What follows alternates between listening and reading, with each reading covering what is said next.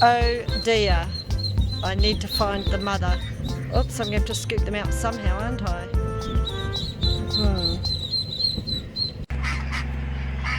All's well that ends well. The pool adventures are back with Mum. I need to come and feed the babies. I've done the little chickens.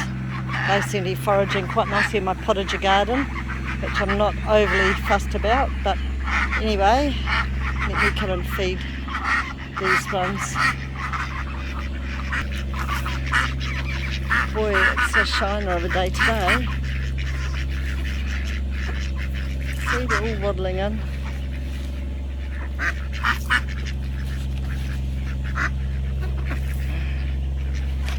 Whew. They must be hot. I presume they've been down in the pond actually. Where we're going. There you go. Okay. Oh.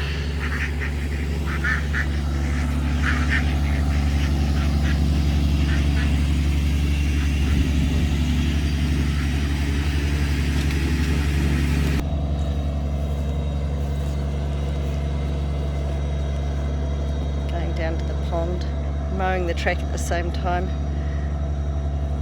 I was onto a winner when I met him. He's a good one. Kia ora everyone, just here in the studio for a little bit of work today.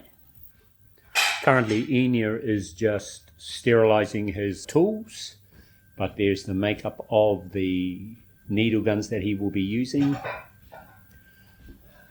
This is the bed. There's the sterilising spray that he will utilise.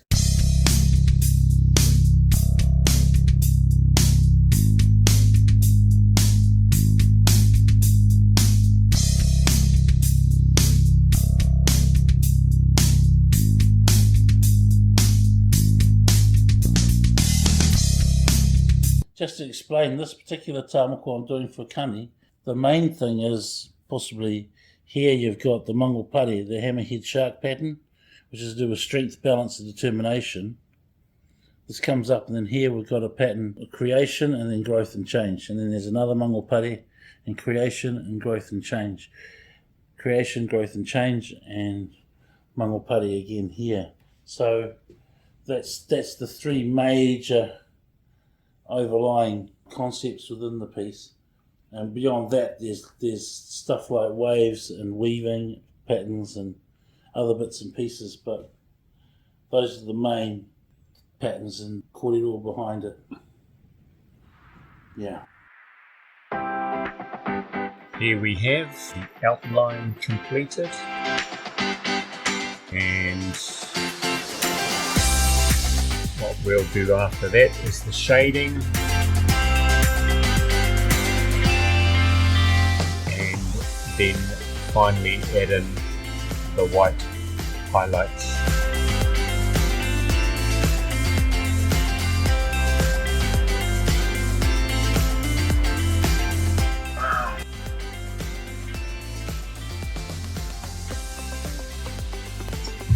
Okay, yeah. That's what we achieved today. Here, here, down to there, through here, line, the elbow, the wrist. Yeah. So this afternoon I'm going to make some soap for our guests that are coming, as I always provide homemade soap. So the block that I'm using is a goat's milk soap, and it's quite easy. So first up, I use this bowl all the time. It's a Pyrex one, it's really, really great. I'm going to go put it in the microwave and start melting it. Okay, so while that's melting, I'm going to show you what I have. So I've got all the moulds, And I'm also going to make a soap for a girlfriend of mine whose birthday it is tomorrow. And I've got this really pretty heart shape that's got some really lovely little texture and flowers on it. I'm going to use pink colouring. When I made some soap once before, the lye soap, the lye melted my bench top and left big stains, so we had to get some new granite top. So I will not ever make that mistake again. I think the biggest thing to remember when you're making your own soap and you're using essential oils, be very careful how much you put in, and just check which essential oils work with skin, because some people have reaction or whatever. I put in my homemade soap, but I say what the soap is made out of and what essential oils are in it. I've never had a problem. However, you know, you do have to be careful sometimes with these things. As I said, these blocks are brilliant. There's all sorts of different ones. These are goat's milk one, there's aloe vera ones, there's all sorts of different bases, and then you add your own thing. If you make your own soap, this lye reaction, it's a chemical reaction that happens, and you have to be very, very careful, and so that's why I go with doing these. It's way easier, way safer, and you get a beautiful soap out of it as well without any danger hazards. Always handy to have a towel on hand. The essential oils I'm going to use for this one is a pure lavender, and because I love lavender and I think it's got some really nice healing properties, and it's good for headaches and things like that, and it's nice all round for your skin. And I'm going to use a French lavender. It's just a fragrance, but it smells really good. Okay, and I've got some utensils, a stirring stick for the colour, a spoon, so these are just chopsticks actually, and a spatula. So it started to melt in the microwave. I'm just going to give it a little bit of a whiz up with the spatula. I'm just going to stick it back in again. Wax and soap come out of moulds really, really easily, so once it sets, it's really easy to come out. Whew, and we've got a very warm October day today.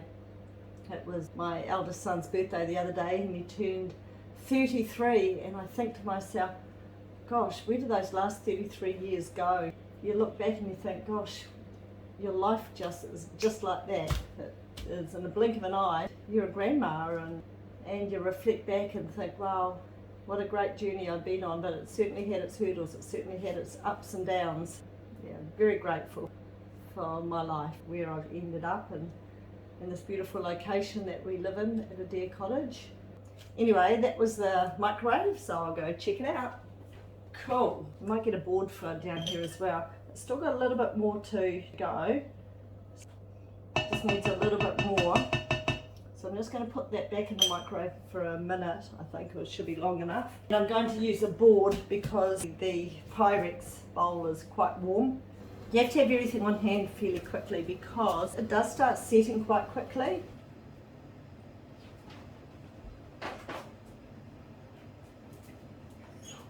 think that's alright actually. Okay, I'll just stick that on edge. I'm just going to do a couple of drops of the pink.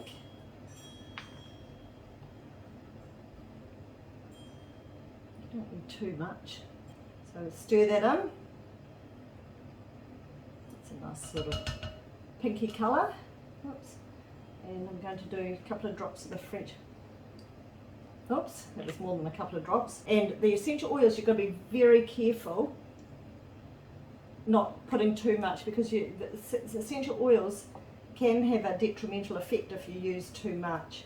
So that's why they've got a very small dropper on the top. Okay, so that's all been stirred in. Put that back in there. I'm going to use some in the little pink mould.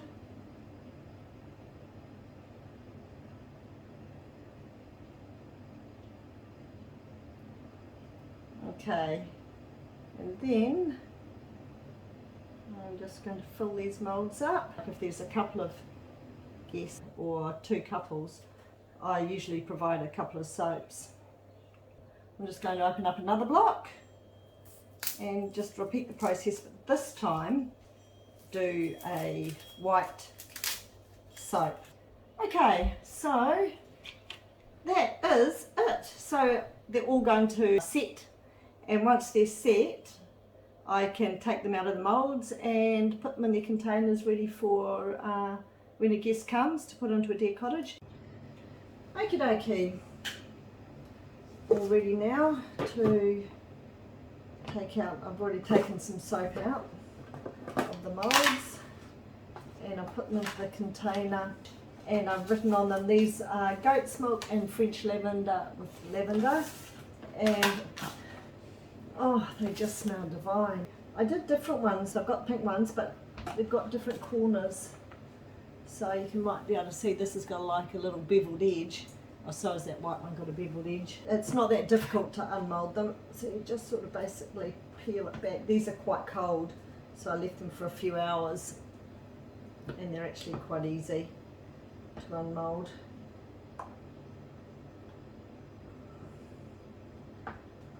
And there you go. There you go. And these pink ones have got a nice big beveled edge. I made these ones quite big. So say if I've got 4 guests staying for 3 or 4 nights, I'd put maybe one that size, maybe a white one as well, too, like that. Or, yeah, something like that. I made some smaller white ones. So let's see if these ones are the smaller white ones. Oh yeah, these are smaller, thinner ones. 1 guest for 1 night. Just a little soap, because right, these are all the little ones. So basically it's just peeling them back. I wish you could smell them. They smell really good. But I think it's quite a good idea to do different sizes, because different sizes for different nights or different how many guests. Oh, they just smell so good. I've unmoulded the beautiful heart one. Sorry, I should have shown you that. I wanted to wrap it and get it underway first thing. There you go. Easy peasy. Yeah, ready to go.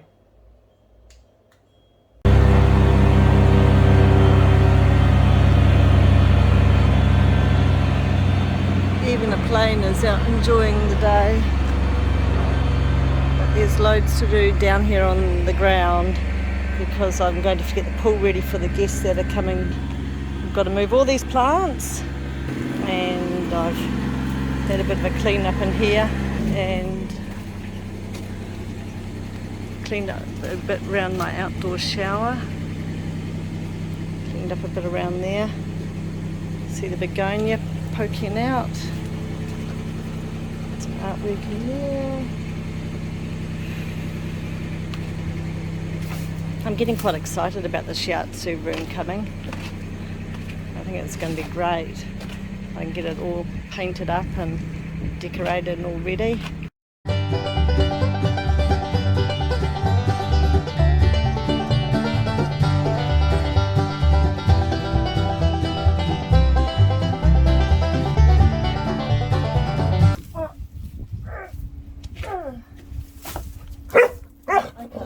You're going, Macy.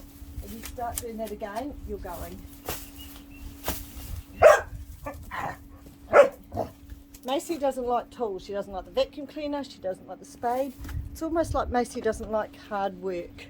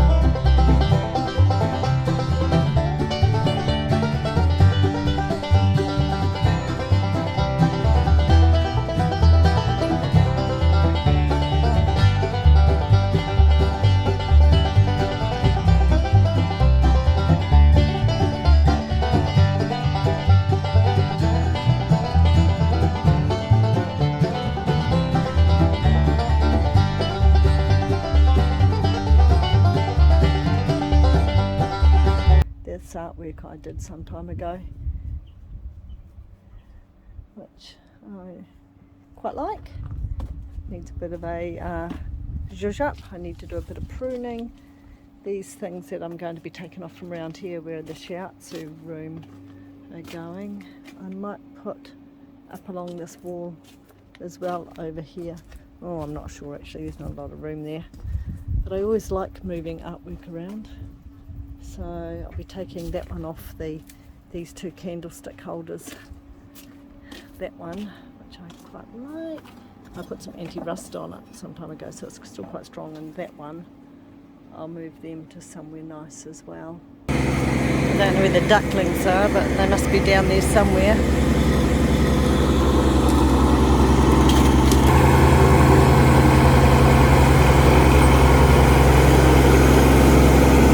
So where Kani is standing, I've put these bed heads up there, and I've got these bed heads in front of him.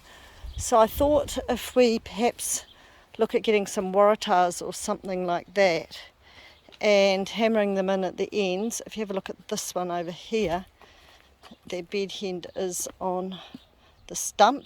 I thought we'd plant all this area up with my dahlias with some compost and some really nice rich soil, and that would look really quite pretty up there, growing up there, hopefully. And then like underneath these bed heads I could put maybe some of the pot plants. So that's the sort of general plan. Have this one up there and maybe that bed head there up along here to stop the deer getting into that area. So Kani and I are having a bit of a conversation about that to see if that will work.